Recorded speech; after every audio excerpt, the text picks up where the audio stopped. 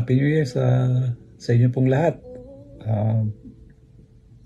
Meron lang akong maikling mensahe para sa inyo. Babasahin ko po sa Romans chapter 15 verse 13.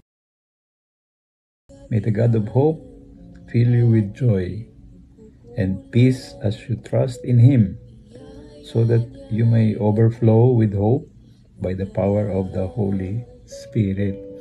Ngayon pong pagdating ng 2024, nagpapasalamat ako sa lahat sa Panginoon at pangalawa sa inyo na naging tapat sa pagpapalaganap ng mabuting balita dito sa mundong babaw, na sana magkaroon tayo ng panibagong kalakasan sa darating na taon, at yung pag-asa at yung kagalakan at yung kapayapaan sa ating puso.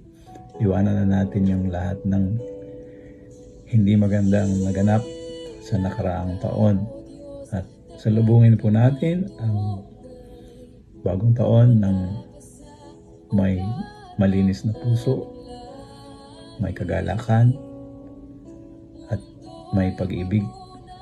Salamat po mula sa aking pamilya. Masigalang bagong taon po sa lahat.